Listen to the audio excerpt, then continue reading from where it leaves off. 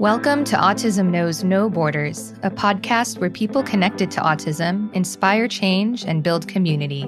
Together with the Global Autism Project, I'm your host, Rachel Harmon, a professional with over a decade of experience in the field of autism services, outreach, and advocacy. Have you ever heard anyone say that speech therapy is only for children who need to learn how to talk? Or that dyslexia only affects the ability to read and write? Or that an AAC device might hinder language development? In today's throwback episode, we revisit these common misconceptions and many, many more. This episode with Jeannette Washington was originally released in July 2020. We're re-releasing it today to celebrate Black History Month and highlight the great work of Black professionals in our community. A certified teacher, speech pathologist, coder, and author, and the digital creator behind Barely Articulating, Jeannette has many years of experience providing services to people with autism, ADHD, and dyslexia.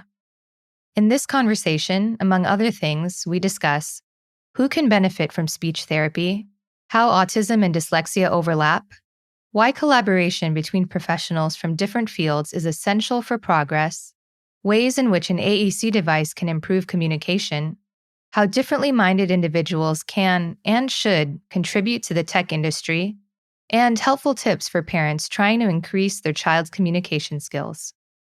In this episode, discover what's possible when communication operates beyond words. And now, I present you Jeannette Washington. Hi, Jeannette. Welcome to Autism Knows No Borders. Thank you for being here today. Thank you for having me. I really appreciate you opening up your platform to me. Yeah, I'm so excited for you to share your insight as a speech and language pathologist. You're actually our first SLP on the show. What? Yep. And we're all about promoting interdisciplinary collaboration here. So thank you. Awesome. Teamwork makes the dream work, right? Yeah, exactly.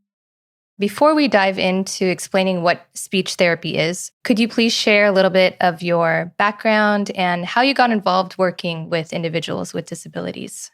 Oh, great starting question. So I worked as a speech pathologist, which is obviously interchangeable with speech therapist, and a classroom teacher where I gained valuable insight into the inner workings of the education system and the inequalities and inequities that lay hidden in policy. Then I learned to write computer code and build apps in about 2017. And I submitted talks to international and domestic conferences to discuss the intersection of technology that included disability and accessibility. I was surprised to see that my skill set, having worked with special needs children as an SLP, was so sought after when I was looking for speaking roles or facilitator roles. People were really gravitating towards my experience or background with working with kids on the spectrum and kids all around that had those special abilities. So I worked as a speech pathologist in Jackson, Mississippi. And when I moved to Detroit, Michigan, that's when I decided to kind of switch up and pivot to see how technology could really catapult me into a different stratosphere as it relates to speech pathology.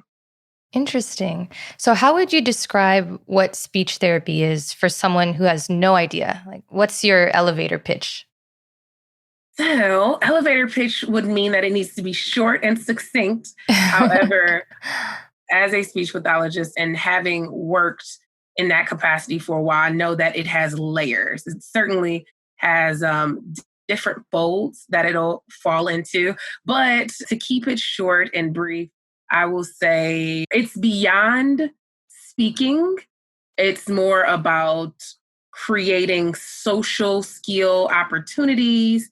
And the bigger picture is helping establish communication, because some people may have communicative disorders and things that allow them to not communicate in a level in which we are accustomed to.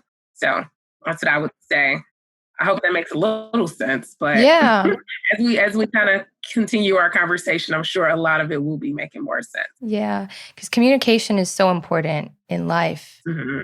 In my experience working with kids with autism, Not being able to communicate your needs, what you want, what you don't want, can be so frustrating. And it's really important to give people the tools so that they can express themselves. Yeah. I think that when people think of speech therapy, they often think of the literal act of speaking. And, that's important, but it also includes language disorders. And for those with autism, it encompasses social skills. Yeah, exactly. We are social creatures as humans. I read a quote the other day. I think it was Mariana Wolf, and she explained how reading was not something that was instinctive, that was created by humans a few thousand years ago. Like, we were always meant to communicate through speech, but communicating through reading was something that we developed. And I thought that was so profound. I was like, wow. Yeah, right. And then even thinking about communication, there's so much more than just verbal communication, right? There's gestures and facial expressions. And in certain civilizations and societies, I think about that, those nonverbal cues like eye contact and things that we take for granted, maybe here in the US or maybe in another country. You don't really realize how important it is, as it is in some developing or some established countries. Yep, exactly. So, what types of people can benefit from speech therapy? Great question. You are on to something today. So, speech therapists, also speech pathologists, can work across a person's lifespan. We work with individuals with swallowing, with feeding, people who have had strokes, and they need their equilibrium balance so that they can be able to communicate even further or to be able to express ideas. So it is across the lifespan. I also think about stuttering. Those who are disfluent in their communication or their speaking can benefit from seeing a speech therapist. Someone who has issues with their social skills and they're very awkward in situations with other people, they can benefit from seeing a speech therapist. People who are actors or actresses and they're looking to create a very distinct sound for themselves as they are either speaking or learning a different language or a different dialect, they can benefit from a speech therapist as well. That's so interesting. I wouldn't have thought about that. Yeah. Diction and voice, so many different things. And I think that it's a really interesting field for those who are maybe possibly thinking about working as a speech pathologist or a speech therapist, because it's something you really can't get bored doing. Because as someone that is a BCBA, you can work in a home health clinic or center, you can work in a hospital, you can work in a school, you can work, there's so many spectrums in which you can work across. So you can keep yourself busy. Yeah. And if someone was interested in pursuing a career as an SLP, what requirements would they need to fulfill? Traditionally, you would need to fulfill a 4-year degree in communicative disorders. Sometimes it is called communicative sciences and disorders. You would need to complete a 4-year program. You would need to be accepted into a master's or a graduate program. Afterwards, you would need to pass what is called a praxis. It's an examination to see where you are and how capable you are of performing functions. And it is a computerized test. After that, you will go on to have a clinical fellowship year where you will work directly with someone who is licensed. And you'd spend a year kind of gaining some insight from them and working on the job, getting that first account, that first-hand knowledge. And then after that, you apply for your license and go for it. So it's a lengthy process, but it's certainly a valuable and rewarding career. So you'll look back at that time and say, man, that flew by. Right. And if someone was interested in accessing speech therapy services, what would be their best course of action? So it would depend exactly where they are. But I will say that if you have some concerns about your child's development you want to first tap or ping that pediatrician or ping that doctor to say, hey, he or she is not communicating or have some concerns about the way they are communicating or speaking. And from there, it's possible they'll be able to make a referral to get you to a speech therapist. Now, in some settings, it's different. For instance, that's just one case. Another case could be if your child is of school age and you notice some things, some disfluencies, or just as a parent, you have some real inquiries. You can write a letter to your school and say, hey, I'd like to see if my child can be assessed for speech services. Another instance would be, let's see, a private practice. You could reach out to someone who owns a clinic and let them know about some of the things that you don't think are quite normal or they're not typical to what you understand it to be. And they'll be able to do an assessment with you and go from there. And then they'll make their recommendations. Mm-hmm. And in the US, speech therapy is covered by insurance, right? It is covered through Medicaid, but it is not always covered in insurance. For the most part, I'll say that that answer is about 80% true. Okay. Some instances I've seen people struggle with trying to use their insurance or trying to get information from their insurance provider so that they can have that fulfilled. Mm-hmm. So it's still a growing field and people are gaining more information about what can be offered. Yes and no. I think it's a growing field for parents as they're learning their child and they're learning their child's needs. And they see that there is possibly a need for a speech therapist. However, for us, I think we're getting our footing and we're really just picking up our momentum. Nice. What are some misconceptions of speech therapy that people may have heard? Ooh, that's another goodie. So misconceptions I can think just kind of off the top of my dome is that your child will need to see a speech therapist for a day, a week, a month, and they'll be all set to go. Their speech will be very fluent, they'll be smooth, they'll have no issues moving forward, and they'll just excel with communication in their lives. So that's something that I've run into often. I find that parents need to be consistent. Routines need to be set and they need to be followed. So it's not likely that your child will go to one therapy session or a week's worth of therapy sessions and they're ready to just, soar. Right. And oftentimes there's homework, right? Parents need to do the work with their kids when they get home too. Yes, it's all, again, we talked about teamwork being the dream work. It's all about that carryover. Mm-hmm. It's all about that communication between the parent and the therapist. It's all about parents doing their research, their homework to figure out how they can help meet specific goals while they're at home. So yeah, it's definitely a give and take for sure. Mm-hmm. Would you be able to share an example of a goal that you might work on with a kid? Okay, sure. So let's talk about articulation. And articulation is going to be based on the sound. So there is a child who is saying lello instead of yellow. Okay. Mm-hmm. So a goal that will be the goal to set that child up for success and help them to say yellow in the initial position at Y and initial position correctly.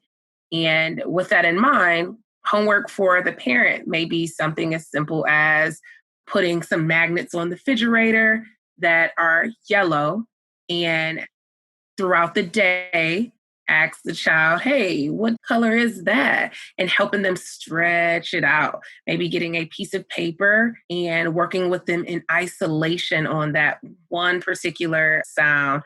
So what I used to do when I worked with a lot of students who had articulation disorders is that we would first do that letter sound in isolation. So let's imagine a piece of paper and it has little pieces of popcorn that are drawn onto the paper. So we'll say, yeah, yeah, yeah, yeah, yeah, yeah, yeah, yeah, across every popcorn we would point to and say that particular sound, giving them practice with saying that sound. Then we would move on to saying that sound in a different way. We may look at the medial position or the final position, but all in all, we're still working in isolation with that particular sound.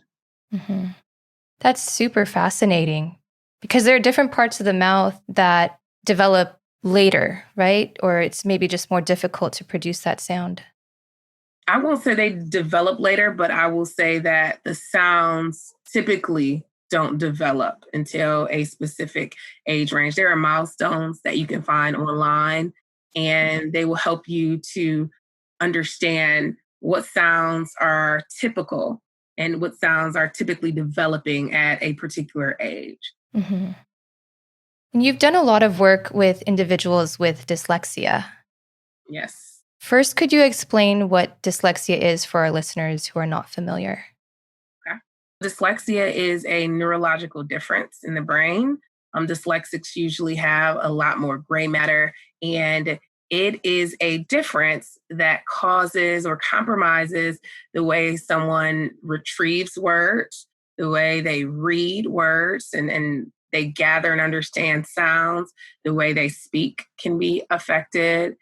So, reading, speaking, spelling for sure, as well as making sure that you are able to articulate yourself. So, dyslexia is certainly complex. And like autism, it is on a spectrum. Mm-hmm.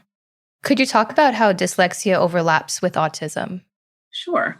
So, both dyslexia and autism are known to be brain based and affect neural processes and chemical communication between neurons. So, that's how they overlap there.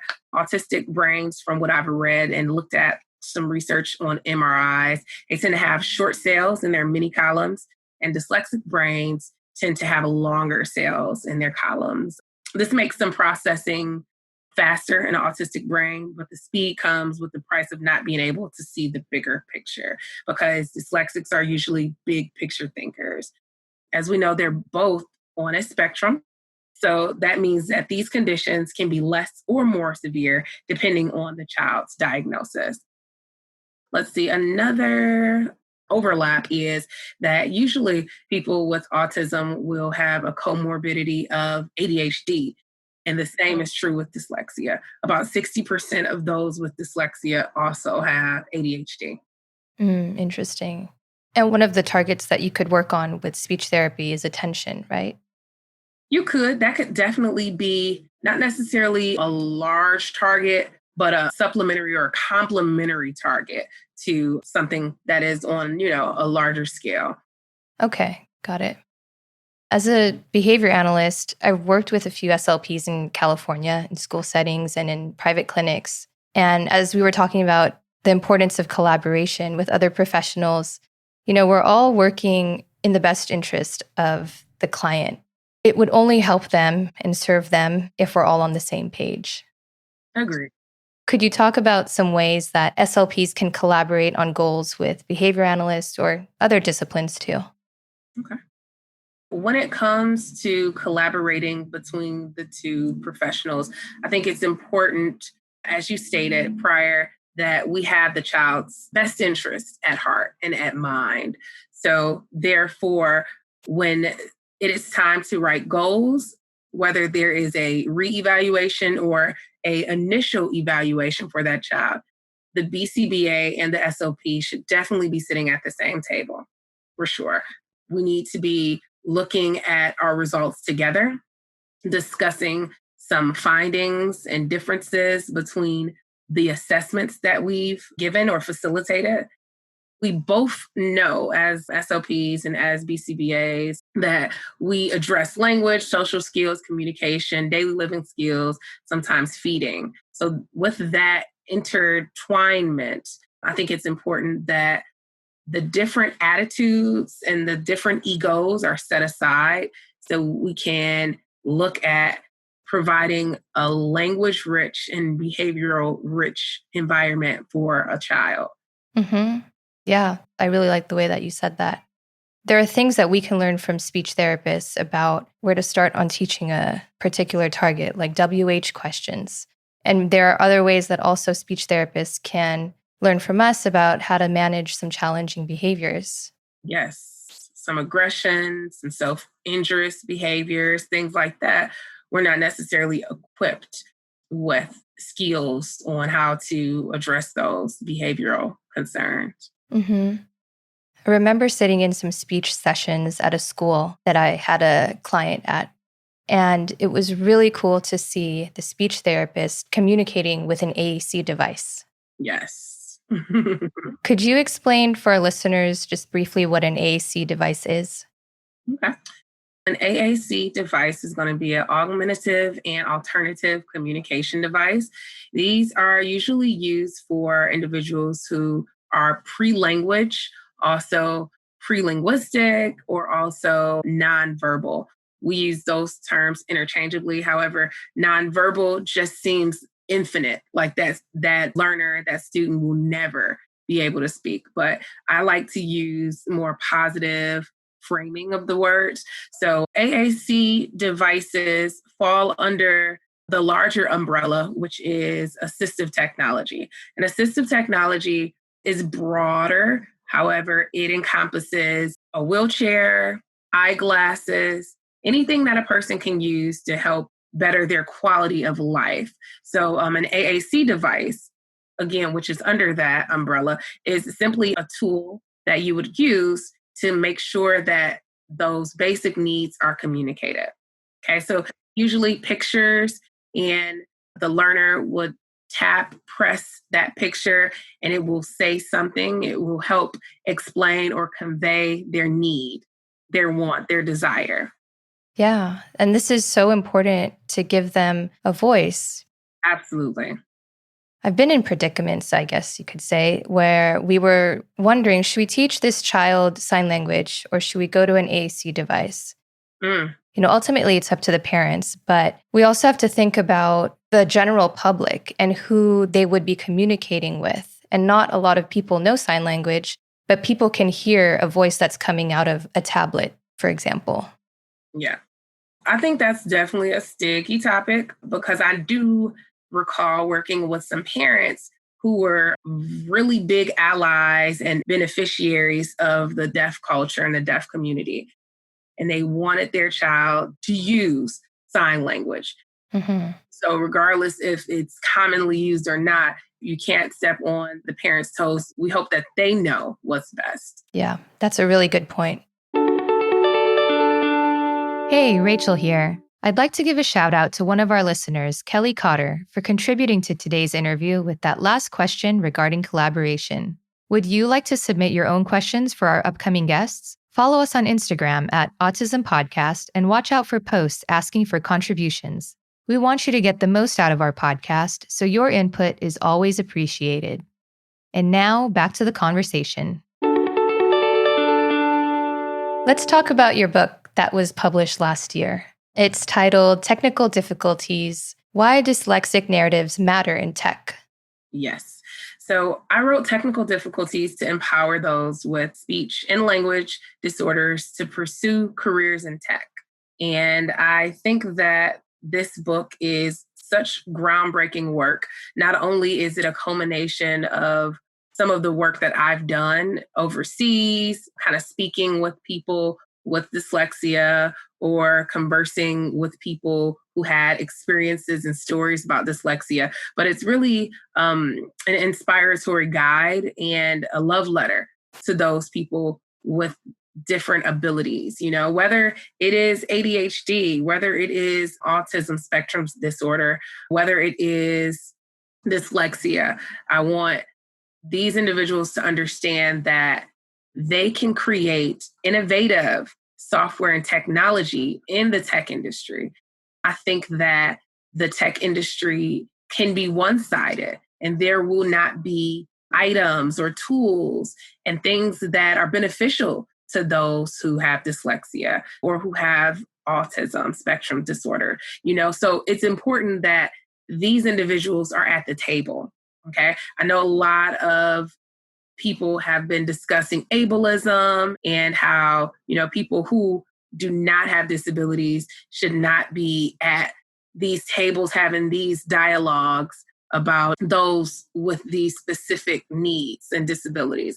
So I wrote this book to really kind of push that envelope and let individuals know if you have something special to bring to the table, you are welcome to do so. And I want to empower you and inspire you to get to that table, because our world needs the difference that you will bring to the world, Yeah, I read a little excerpt from the book, and it was describing, I don't know if it's a little girl or a little boy, but they're describing a scene in a doctor's office and kind of holding their parents' hand. Could you talk about that a little bit? Sure. So I have 5 chapters throughout the book. 5 is kind of my lucky number. And not only that, but I wanted to keep this book very, for lack of better phrases, short and sweet. I wanted to get to the point like, hey, you have something amazing to bring and to fulfill, and we need it, so to speak. So in the first chapter, I talk about a little girl, and it's really the way I frame it. You're there with her. You can kind of feel what she's feeling, her anxiety. You see what she's seeing all around her. You hear what's happening. She has just gotten her dyslexia diagnosis, and she's been assessed by some medical professionals, and they just told her mom, hey, we want you to have a seat back out here so we can provide you some further information or some next steps. So the little girl is with her mom. She feels her mom's energy. She knows that something is off. And, her mom begins to cry. And it's funny that I think that children are so connected to their parents, and maybe just the society as a whole. Children can really pick up when things are not right. So this little girl is picking up that something is wrong. These tests that she's taken with her mom have, they've revealed this big secret, this big gnawing detail about her that she wasn't even sure of about herself. So that's kind of where we start. And then I dive into the story about just dyslexia as a whole and its origin and the founding individuals who kind of spearheaded different initiatives for dyslexia advocacy and awareness. Yeah. Why dyslexia? Why is this important to you? That's a really important question. When I think about dyslexia, I am thinking about one of my good friends that I grew up with. He had dyslexia, obviously, throughout his life, because it's something that is a lifelong difference that you exhibit. And I think about some of the struggles that he had in our general education courses. And I think about other people who have not been diagnosed and they're undiagnosed and some of the struggles that they have. I also think about the fact that there is research that exists, but there needs to be more research that exists. So the question then becomes, why not? Mm-hmm. I can hear your passion as you're even just talking about it. Thank you. In your book, you also say that technology will only be as good as the people that it does the least for. Yes. Could you elaborate on what that means? Sure. So that kind of draws me back and echoes what I said earlier about having people with dyslexia or people with autism or people with ADHD at the table. If they're not creating these tools to help their community, how are we expected to know exactly what they need? It's almost like a husband thinking he knows what his wife needs without asking her or without including her in the process of him going to pick out a gift for her. Mm-hmm. I see that a lot with companies that are able-bodied people making decisions for people with different abilities. And it's like, yeah, I get where you're going. I understand that this is something that you want to spearhead, or make sure that you are the face for. But I think it's so important that these tools and these technologies that are being created every day, these innovations, that they center around those who be using them. Mm-hmm. Just so I can be clear, in your book, are you also suggesting that people with dyslexia take jobs in technology too? So not only providing their insight, but contributing to the workforce? Absolutely. There are statistics and research that shows that people who are dyslexic, they are outside of the box thinkers, they are deductive reasoners, they are people who can look long term at things. They have a very keen point of view. I think Richard Branson, and even heard that Albert Einstein had some qualities of dyslexia. These individuals should certainly be bringing their gifts to the workforce, not only through creating innovations, but being there to support innovations. Mm-hmm. And Jeannette, you're also currently working with Microsoft. So tell us about that project. I currently work with Microsoft, the TEALS program, where I am helping bridge that gap and closing that opportunity void that exists. So there are a lot of people, those with dyslexia, with autism, ADHD, those that are traditionally learning, those that meet that intersection of being, African American and, female. I think about those individuals at that intersection. But the gap in tech is so vast. So I help close that gap. I help work with high school teachers, high school students, and teach them how to code, teach them how to program, teach them about computer science so that they can make informed decisions as to whether or not they are interested in pursuing a career in technology. That's definitely where the future is headed, as you mentioned in your book. Yeah, the future is tech. And something as large in scale as COVID-19 is definitely an indicator that technology is very important. Who knew we'd be on Zoom calls and Webinar Jam and Teams? Like, who knew that this would be our lives? Yeah. I wonder how Zoom and just a lot of screen time is affecting people with dyslexia.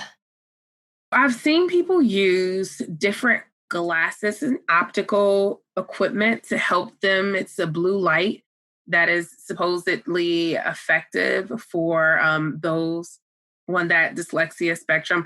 I haven't used it yet, or I don't know anyone who has, but I've been looking at research lately because it's become a popular topic. And usually when a topic is pretty popular, I like to dive into it and look up the statistics, look up research, see the reviews, and really dive into how it works. So I think that'll be something really important that we'll see a lot more of, these spectacles that emit different color lights that are supposed to, calm or to relax the weary eyes, because those with dyslexia are spending a lot of effort and time looking at screens, rereading them so they can make that connection with the comprehension. But then again, you also have audiobook and speech to text tools that have been helpful so they don't have to stare at screens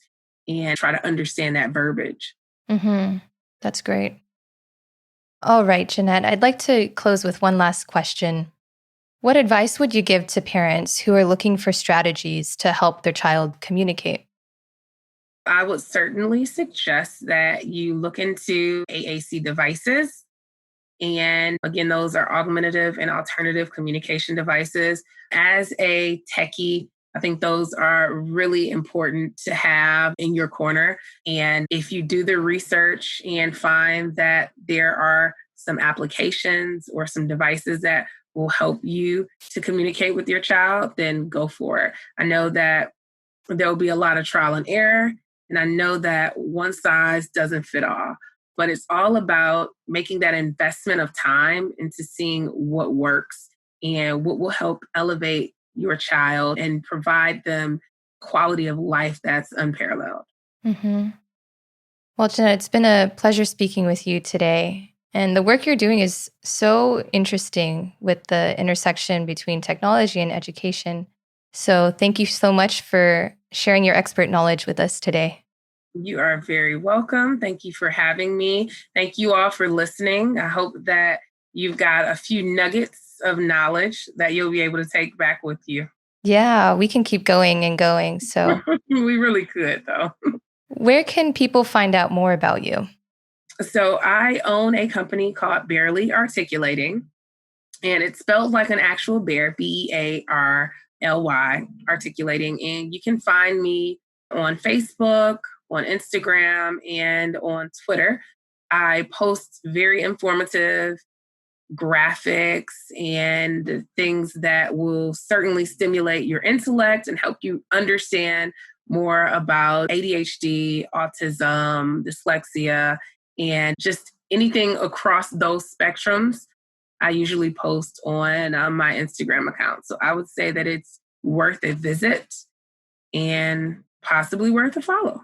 Yeah, for sure. I can definitely second that. Your feed is so beautiful. It's so captivating and just attractive to look at. And the way that you put the information out there is so easily accessible for people. It's in a fun way that it just makes people want to click on it and read more and just educate themselves. Thank you. Yeah. Yep. I figure since I'm going to be on there all the time, I might as well be educating myself and educating other people as well. So, yeah. And you're also building a community at the same time. exactly. That's the life tip, the pro hack. Right. Yeah. Bringing people together. We'll be sure to post links to your website and your Instagram in our show notes. Well, thank you very much. Thank you, Jeannette.